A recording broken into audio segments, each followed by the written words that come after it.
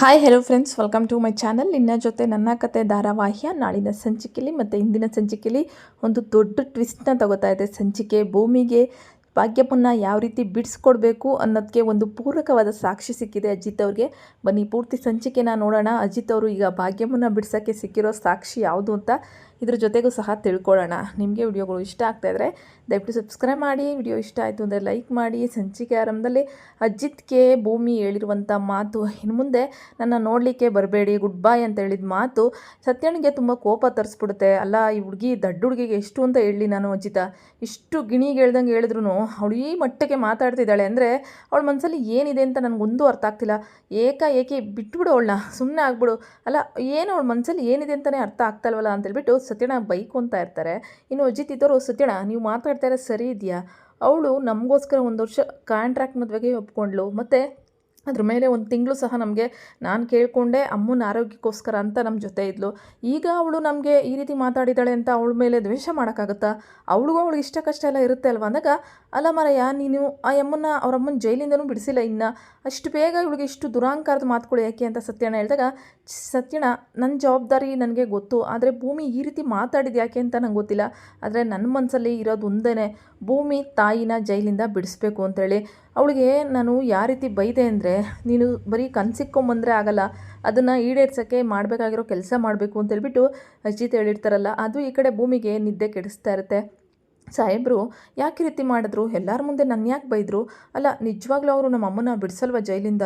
ನಾನು ಸಾಹೇಬ್ರ ಬಗ್ಗೆ ಕೆಟ್ಟದಾಗಿ ತಿಳ್ಕೊತಾ ಇದ್ದೀನ ಅಂತೇಳ್ಬಿಟ್ಟು ಭೂಮಿ ಯೋಚನೆ ಮಾಡ್ತಾ ಇರ್ತಾಳೆ. ನಿದ್ದೆ ಬರಲ್ಲ, ನಾನು ಬೇರೆ ಅವ್ರನ್ನ ನಾನು ನೋಡೋಕ್ಕೆ ಬರಬೇಡಿ ಅಂತ ಹೇಳ್ಬಿಟ್ಟೆ ಅಂತೇಳ್ಬಿಟ್ಟು ಫೋಟೋನ ತಗೊಂಡು ಸಾಹೇಬ್ರಿಗೆ ಈ ರೀತಿ ಹೇಳಿದ್ದು ಅವ್ರಿಗೆ ಬೇಜಾರಾಯ್ತೇನೋ, ನಿದ್ದೆನೇ ಬರ್ತಿಲ್ವಲ್ಲ ಅಂತೇಳ್ಬಿಟ್ಟು ಒದ್ದಾಡ್ತಿರ್ತಾಳೆ. ಇನ್ನು ಈ ಕಡೆ ಅಜಿತ್ಗೂ ಸಹ ನಿದ್ದೆ ಬರ್ತಾ ಇರಲ್ಲ. ಭೂಮಿ ಮಾತುಗಳು ಕಿವಿ ಹತ್ರ ಗುಯ್ಗುಡ್ತಾ ಇರ್ತವೆ. ಸಾಹೇಬ್ರೆ ಇನ್ಮೇಲೆ ಬರಬೇಡ ಅಂತ ಹೇಳಿದ್ದೆ ಅವ್ರ ಮನಸ್ಸು ಕೊರೀತಾ ಇರುತ್ತೆ. ಆ ಕಡೆ ಭೂಮಿ, ಈ ಕಡೆ ಅಜಿತ್ತು, ಇಬ್ಬರು ಮನಸ್ಸಲ್ಲೂ ಪ್ರೀತಿ, ಆದರೆ ಹೇಳ್ಕೊಳಕ್ಕಾಗ್ದಿರೋ ನೋವು. ಭೂಮಿನ ಇವಾಗ ಕೋಪಗೊಂಡಿರೋ ಮಾತುಗಳು ಲಕ್ಷ್ಮಕ್ಕ ಹೇಳಿರುವಂಥದ್ದು, ಭಾಗ್ಯಮ್ಮನ್ನ ಜೈಲಿಂದ ಬಿಡ್ಸೋಕ್ಕಾಗಲ್ಲ ಅಂತ. ಇನ್ನು ಭೂಮಿ ಇದ್ದೋಳು, ನಾನು ಯಾಕೆ ಈ ರೀತಿ ಯೋಚನೆ ಮಾಡ್ತಾ ಇದ್ದೀನಿ, ಸಾಹೇಬ್ರ ಬಗ್ಗೆನೇ ಯೋಚನೆ ಮಾಡ್ತಾ ಕೂತಿದ್ರೆ ನನ್ನ ಗುರಿ ತಲುಪೋದಾದರೂ ಯಾವಾಗ? ಅವರು ಹೇಳಿರೋ ರೀತಿ ನಮ್ಮಮ್ಮನ ಜೈಲಿಂದ ಬಿಡಿಸೋಕ್ಕೆ ನಾನೇ ಏನಾದರೂ ಪ್ರಯತ್ನ ಪಡಬೇಕು. ಸಾಹೇಬ್ರು ತಾನೇ ಈ ಕೇಸ್ ತೊಗೊಂಡಿರೋದು, ಖಂಡಿತ ಅವ್ರು ಬಿಡಿಸ್ತಾರಾ ಅಂದ್ಬಿಟ್ಟು ಭೂಮಿ ಯೋಚನೆ ಮಾಡ್ತಾಳೆ. ಇಲ್ಲ, ಇನ್ನು ಮುಂದೆ ನಾನು ಈ ರೀತಿ ಇರ್ಕೂಡ್ದು, ನಾನು ಯಾರ ಬಗ್ಗೆನೂ ತಲೆ ಕೆಡಿಸ್ಕೋಬಾರ್ದು, ಚೆನ್ನಾಗಿ ಇದರಲ್ಲಿ ಟ್ರೈನಿಂಗ್ ಮಾಡಿ ನಾನು ಇಲ್ಲಿಂದ ಕೆಲಸನ ತೊಗೊಂಡು ನೆಕ್ಸ್ಟ್ ಅಮ್ಮನ ಜೈಲಿಂದ ಬಿಡಿಸ್ಬೇಕು, ಇದೇ ನನ್ನ ಗುರಿ ಅಂತೇಳ್ಬಿಟ್ಟು ಭೂಮಿ ಯೋಚನೆ ಮಾಡ್ತಿದ್ರೆ, ಅಜಿತ್ ಇದ್ದವರು ನಾನು ಭೂಮಿನ ಕಾಂಟ್ರಾಕ್ಟ್ ಮದುವೆ ಆಗಿದ್ದು ಅವ್ರ ತಾಯಿ ಭಾಗ್ಯಮ್ಮನ ಜೈಲಿಂದ ಬಿಡಿಸ್ತೀನಿ ಅಂತ. ಆದರೆ 1 ವರ್ಷದ ಗಡುವೊಳಗೆ ನಾನು ಬಿಡಿಸೋಕ್ಕಾಗಿಲ್ಲ. ಆದರೆ ಭೂಮಿ ಟ್ರೈನಿಂಗಿಂದ ಬರೋಷ್ಟರಲ್ಲಿ ಭಾಗ್ಯಮ್ಮ ರಿಲೀಸ್ ಆಗಿ ಆಚೆ ಇರಬೇಕು, ಇದು ನಾನು ಮಾಡ್ತಿರೋ ಶಪಥ ಅಂತೇಳ್ಬಿಟ್ಟು ಅಜಿತ್ ಅವರೇ ಚಾಲೆಂಜ್ನ ಹಾಕ್ಕೊತಾರೆ. ಈಗ ಅಜಿತ್ಗೆ ಅದಕ್ಕೋಸ್ಕರ ಏನಾದರೂ ಒಂದು ದೊಡ್ಡ ಕುರುಹು ಬೇಕು, ಸಾಕ್ಷಿ ಬೇಕು, ಭಾಗ್ಯಮ್ಮ ಈ ತಪ್ಪನ್ನ ಮಾಡಿಲ್ಲ ಅಂತ. ಅದನ್ನು ಯಾವ ರೀತಿ ಕಂಡುಹಿಡಿಯುವಂಥದ್ದು, ಅದನ್ನು ನಾನು ಮಾಡಬೇಕು. ಭೂಮಿ ನನ್ನ ಇಷ್ಟಪಡ್ತಾಳೋ ಇಲ್ವೋ ಅದೆಲ್ಲ ಸೆಕೆಂಡ್ರಿ, ಆದರೆ ನಾನು ಅವಳು ಕೊಟ್ಟಿದ್ದ ಮಾತನ್ನ ನಡೆಸಲೇಬೇಕು ಅಂತೇಳ್ಬಿಟ್ಟು ಅಜಿತ್ ಈಗ ಆ ಒಂದು ಸುಳಿವಿಗೆ ಹುಡ್ಕೋಕ್ಕೆ ಕಾತರವಾಗಿದ್ದಾರೆ. ಇನ್ನು ಭೂಮಿ ಈ ಕಡೆ ಟ್ರೈನಿಂಗ್ನ ಮುಗಿಸ್ಕೊಂಡು ನಾನು ಭಾಗ್ಯಮ್ಮನ್ನ ಬಿಡಿಸ್ಕೋಬೇಕು ಅಂತ ಅವಳು ಸಹ ಆತರವಾಗಿದ್ದಾಳೆ. ಸೊ ಇದ್ರ ಪ್ರಕಾರ ಯೋಚನೆ ಮಾಡ್ತಿದ್ದಂಥ ಅಜಿತ್ಗೆ ಒಂದು ಸುಳಿವು ಬರುತ್ತೆ. ಭಾಗ್ಯಮ್ಮನ್ನ ಜೈಲಿಂದ ಬಿಡಿಸೋಕ್ಕೆ ನಮಗಿರುವಂತಹ ಒಂದಷ್ಟು ಸುಳಿವುಗಳು ಏನು ಅಂದರೆ, ಈ ಕಡೆ ಭಾಗ್ಯಮ್ಮನ ಗಂಡನ್ನ ಕೊಂದಿದ್ದು ಯಾರು, ಅವ್ರನ್ನ ಕೊಲ್ಲಕ್ಕೆ ಕಾರಣ ಏನು, ಈ ಕಡೆ ವೀರಣ್ಣವ್ರಿಗೆ ಭೂಮಿ ಅಂತ ಮಗಳಿದ್ಲು, ಸೊ ಅವಳಿಂದ ಏನಾದರೂ ಫ್ಲ್ಯಾಶ್ ಬ್ಯಾಕ್ ಇದೆಯಾ, ವೀರಣ್ಣನ ಕೊಲ್ಲಕ್ಕೆ ಏನು ಕಾರಣ, ಅದಾದಮೇಲೆ ಭೂಮಿ ಮೇಲೆ ಮರ್ಡರ್ ಅಟ್ಯಾಕ್ ಆಗಿದ್ದು ಅದಕ್ಕೆ ಏನು ಕಾರಣ, ಭೂಮಿನ ಯಾಕೆ ಸಾಯಿಸೋಕ್ಕೆ ಟ್ರೈ ಮಾಡ್ತಿದ್ದಾರೆ, ಅವಳ ಹಿನ್ನೆಲೆ ಏನು ಅಂತೇಳ್ಬಿಟ್ಟು ಈಗ ಅದ್ರ ಮೇಲೆ ಫೋಕಸ್ ಮಾಡೋಣ ಅಂತ ಅಜಿತ್ ಅಂದ್ಕೊಂಡಿದ್ದಾರೆ. ಅಷ್ಟರಲ್ಲಿ ಸಂಗೀತಂಗೆ ಮನೆಯಲ್ಲಿ ಅಜಿತ್ ಮತ್ತು ಪ್ರೀತಿ ನಿಜವಾಗ್ಲೂ ಮಾಡ್ತಾ ಇದ್ದಾರೋ ಇಲ್ವೋ ಅನ್ನೋದೇ ಡೌಟು. ಯಾಕೆಂದರೆ, ಅಲ್ಲ ಬ್ರೋ, ಏನು ಅದಕ್ಕೆ ನೋಡಬೇಕು ಅಂತ ಕೇಳದೆ ಹೋಗ್ಬಿಟ್ಟಿದೆಯಾ ಟ್ರೈನಿಂಗ್ ಸೆಂಟರ್ಗೆ ಅಂತ ನಚ್ಚಿ ಕಾರ್ ಎಳಿಬೇಕಾರೆ, ನೋಡು ನಾನು ಕೇಳದೆ ಹೋಗಿಲ್ಲ, ನಮ್ಮ IR ಆಫೀಸರ್ ಹೇಳಿದ್ಕೆ ಹೋದೆ, ಅದ್ಬಿಟ್ಟು ನಾನೇ ನಿಮ್ಮ ಅದಕ್ಕೆ ಮೇಲೆ ಪ್ರೀತಿ ಇದೆ ಅಂತ ಹೋಗಿಲ್ಲ ಅಂದಾಗ, ಹಂಗಾದರೆ ಪ್ರೀತಿ ಇಲ್ವಾ ಅಜಿತ ನಿನಗೆ ಅಂತೇಳ್ಬಿಟ್ಟು ಸಂಗೀತ ಮೊದಲೇ ಗೊತ್ತಲ್ಲ ಅನುಮಾನ ಜಾಸ್ತಿ. ಈ ಕಡೆ ಯಶ್ವಿನಿ ಹೇಳಿರ್ತಾಳಲ್ಲ, ಅದನ್ನು ನೆನ್ಪು ಮಾಡಿಕೊಂಡು, ಹೌದು ಅಶ್ವಿನಿ ಹೇಳಿದ್ಲು ನಿಮ್ಮ ಪ್ರೀತಿಗೆ ಎಳ್ಳು ನೀರು ಬಿಡ್ತೀನಿ ಅಂತ, ಹಾಗಾದರೆ ಅಜ್ಜಿತ ನೀನು ಭೂಮಿ ಮೇಲೆ ಪ್ರೀತಿಯಿಂದ ಹೋಗ್ಲಿಲ್ವೇನೋ, ನಿಜ ಹೇಳೋ ಅಂದಾಗ, ಅಮ್ಮ ಯಾಕೆ ಈ ಥರ ಆಗ್ತಾಯಿದ್ಯಾ ಅನ್ನೋಷ್ಟರಲ್ಲಿ ತಲೆ ಸುತ್ತು ಕೆಳಗಡೆ ಬಿದ್ದೋಗ್ತಾರೆ.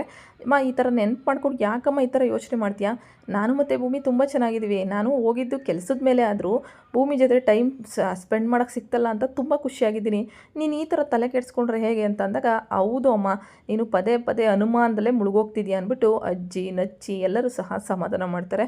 ನೋಡು, ನನಗೆ ಅಂಜು ಮತ್ತು ನಚ್ಚಿನ ನೋಡಿದ್ರೆ ಆ ರೀತಿ ಅನಿಸಲ್ಲ. ಆದರೆ ಅಜಿತ ಮತ್ತು ಭೂಮಿ ನೋಡಿದ್ರೆ ಏನೋ ಮುಚ್ಚಿಕ್ತಾ ಇದ್ದಾರೆ, ಇವ್ರ ನಡುವೆ ಏನೋ ಸರಿ ಇಲ್ಲ, ಇದೇ ನನ್ನ ಮನಸ್ಸಲ್ಲಿ ಕಾಡುತ್ತೆ ಕಣೋ. ಅವಳು ಏನೋ ಹೇಳಿದ್ಲು ಅಶ್ವಿನಿ ಅಂದಾಗ, ಈ ದೇವ್ಯಾನಿ ಏಳು ಏಳು ಬೋ ಸಂಗೀತ ಅಂದಾಗ, ಅಮ್ಮ ಸುಮ್ಮನೆ ಇದ್ಬಿಡಮ್ಮ, ಈಗ ನಿನ್ನ ಮನಸ್ಸು ಮೇಲೆ ಭಾರ ಹಾಕ್ಕೋಬೇಡ ಸಂಗೀತ, ಅವರಿಬ್ಬರು ಚೆನ್ನಾಗೇ ಇದ್ದಾರೆ ಕಣೆ, ಯಾಕೆ ಈ ರೀತಿ ಯೋಚನೆ ಮಾಡ್ತೀಯ ಅಂದಾಗ, ಇಲ್ಲಮ್ಮ ಅವಳು ಏನೋ ಹೇಳಿದ್ಲು ಅಶ್ವಿನಿ, ಅಜಿತ್ ಮತ್ತು ಭೂಮಿದು ಮದುವೆ ಅಂತ ಏನೋ ಹೇಳಿದ್ಲು, ಆದರೆ ನಂಗೆ ಮರ್ತೋಗ್ತಿದೆ. ಅಜಿತ್ ಮತ್ತು ಭೂಮಿ ಏನಾದರೂ ದೂರ ಆದರೆ ನಾನಂತೂ ಬದುಕಲ್ಲಮ್ಮ ಅಂತೇಳ್ಬಿಟ್ಟು ಈ ಕಡೆ ಸಂಗೀತ ಆವೇಶಕ್ಕೆ ಒಳಗಾಗ್ತಾ ಇರ್ತಾರೆ. ಅಂದರೆ ಒಂಥರ ಅವ್ರಿಗೆ ಗೊತ್ತಿಲ್ದಂಗೆ. ಇನ್ನು ಅಜಿತ್ ಇದ್ದವರು ನಮ್ಮ ಅಮ್ಮನ ಪರಿಸ್ಥಿತಿ ನೋಡಿದ್ರೆ, ಭೂಮಿ ಏನಾದರೂ ಈ ಮನೆಗೆ ಮತ್ತೆ ಬರಲ್ಲ ಅಂತ ಗೊತ್ತಾದರೆ ಅಮ್ಮನ ನಾವು ಖಂಡಿತ ಕಳ್ಕೊಂಬಿಡ್ತೀವಿ. ಭೂಮಿ ನೋಡಿದ್ರೆ ನನ್ನ ನೋಡೋಕ್ಕೆ ಬರಬೇಡಿ, ಗುಡ್ ಬೈ ಅಂತ ಬೇರೆ ಹೇಳ್ಬಿಟ್ಲು. ಈ ಪ್ರಶ್ನೆಗೆ ನಾನು ಏನು ಅಂತ ಇದು ಮಾಡಲಿ, ಸತ್ಯಣ್ಣನ ಹತ್ರ ಏನು ಹೇಳಿ, ದಯವಿಟ್ಟು ಸತ್ಯಣ್ಣನ ಹತ್ರ ಕೇಳ್ಕೊತಾರೆ. ಸತ್ಯಣ್ಣ, ಅಮ್ಮಂಗೆ ನಾನು ಭೂಮಿ ಮನೆಗೆ ವಾಪಸ್ ಬರಲ್ಲ ಅಂತ ಹೇಳೋಕ್ಕೆ ಏನಾದರೂ ಒಂದು ಸುಳಿವು ಒಂದು ಏನಾದರೂ ಒಂದು ಪ್ಲ್ಯಾನ್ ಇದ್ದರೆ ಹೇಳ್ಕೊಡಿ ಸತ್ಯಣ್ಣ. ಇಷ್ಟು ದಿನ ಭೂಮಿನ ಯಾವ ರೀತಿ ಪ್ರೀತಿ ಮಾಡೋಕ್ಕೆ ಪ್ಲ್ಯಾನ್ ಹೇಳ್ಕೊಡ್ತಿದ್ರಾ, ಇನ್ಮೇಲೆ ಈ ಒಂದು ಇದರಿಂದ ಕಾಂಟ್ರಾಕ್ಟ್ ಮದುವೆಯಿಂದ ಭೂಮಿನ ನಮ್ಮ ಮನೆಗೆ ಬರಲ್ಲ ಅಂತೇಳ್ಬಿಟ್ಟು ಸಂಗೀತ ಅಮ್ಮಂಗೆ ಹೆಂಗೆ ಹೇಳೋದು, ಅಮ್ಮಂಗೆ ಆ ರೀತಿ ಹೇಳಿದ್ರೆ ಅಮ್ಮ ತಡ್ಕೋತಾರ ಅಂತೇಳ್ಬಿಟ್ಟು ಯೋಚನೆ ಮಾಡ್ತಿರ್ತಾರೆ. ಮಾಡೋಣ ಬಿಡೋ, ಅದಕ್ಕೂ ಪ್ಲ್ಯಾನ್ ಮಾಡೋಣ ಅಂತ ಈ ಕಡೆ ಸತ್ಯಣ್ಣ ಹೇಳ್ತಾರೆ. ಅಲ್ಲ ಸತ್ಯಣ್ಣ, ನನಗಿವಾಗ ಹುಡ್ತಿರೋದು ಒಂದೇ, ಭೂಮಿ ತಾಯಿನ ಜೈಲಿಂದ ಬಿಡಿಸ್ಕೊಂಬರ್ಬೇಕು. ಅದಕ್ಕೆ ಏನಾದರೂ ಒಂದೇ ಒಂದು ಪೂರಕವಾದ ಸಾಕ್ಷಿ ಸಿಕ್ಕಿದ್ರೆ ಖಂಡಿತ ನಾನು ಬಿಡಿಸ್ತೀನಿ ಅಂತೇಳ್ಬಿಟ್ಟು ಈ ಕಡೆ ಅಜಿತ್ ಹೇಳ್ತಿರ್ತಾರೆ. ಏನು ಮಾಡೋದು ಮಾರಾಯ, ಅದಕ್ಕೆ ಸಾಕ್ಷಿಗಳು ಬೇಕಲ್ವಾ ಅನ್ನೋಷ್ಟರಲ್ಲಿ ಒಂದು ಫೋನ್ ಕಾಲ್ ಬರುತ್ತೆ. ಸೊ ಫೋನ್ ಕಾಲ್ ಬೇರೆ ಯಾರ್ದು ಅಲ್ಲ, ಪುರುಷೋತ್ತಮ್ಗೆ ಆಸ್ಪತ್ರೆಯಲ್ಲಿ ಎಚ್ಚರಿಕೆ ಆಗಿದೆ ಅಂತೇಳ್ಬಿಟ್ಟು ಒಂದು ಫೋನ್ ಕಾಲ್ ಬರುತ್ತೆ. ಇನ್ನು ಅಜಿತ್ಗೆ ತುಂಬಾ ಖುಷಿಯಾಗುತ್ತೆ. ಏನು ಹೇಳ್ತಾ ಇದ್ದೀರಾ ನೀವು ಅಂದಾಗ, ಹೌದು ಸರ್ ಅಂದಾಗ, ಸತ್ಯಣ್ಣ ದೇವ್ರು ನಮ್ಮ ಕಡೆ ಇದ್ದಾನೆ ಅನ್ನೋದಕ್ಕೆ ಇದಕ್ಕಿಂತ ಸಾಕ್ಷಿ ಇನ್ನೊಂದಿಲ್ಲ ಅಂತಲೇ ಹೇಳ್ಬೋದು. ಈ ಸಾಕ್ಷಿ ಇಟ್ಕೊಂಡು ಭಾಗ್ಯಮ್ಮನ ಯಾವ ರೀತಿ ಆಚೆ ತೆಗಿತೀನಿ ನೋಡ್ತಾ ಇರಿ. ಈ ಪುರುಷೋತ್ತಮ್ಗೆ ಗೊತ್ತು ಏನೋ ಒಂದು ಸತ್ಯ, ಅದನ್ನು ಇವನು ಹೇಳೋಕ್ಕೆ ತುಂಬ ಪ್ರಯತ್ನ ಪಡ್ತಾ ಇದ್ದಾನೆ. ಅದೇ ರೀತಿ ಭಾಗ್ಯಮ್ಮ ಕೊಲೆ ಮಾಡಿಲ್ಲ ವೀರಣ್ಣ ಅನ್ನೋರಿಗೆ, ವೀರಣ್ಣನ ಕೊಲೆ ಮಾಡಿಲ್ಲ ಅನ್ನೋಕ್ಕೆ ಯಾರೋ ಒಬ್ಬರು ಫೋನ್ ಮಾಡಿ ನನಗೆ ಹೇಳ್ತಾ ಇದ್ದಾರೆ.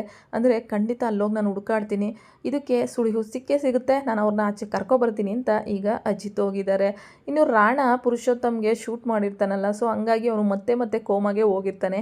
ಇದರಿಂದ ರಾಣ ಹಿಂದೆ ಯಾರಿದ್ದಾರೆ, ಆ ಪುರುಷೋತ್ತಮ್ಗೆ ಕೊಲೆ ಮಾಡಲಿಕ್ಕೆ ಹೇಳಿದ್ದು ಯಾರು, ಇವೆಲ್ಲ ಪ್ರಶ್ನೆಗೆ ಉತ್ತರ ಈಗ ಸಿಗಲಿವೆ.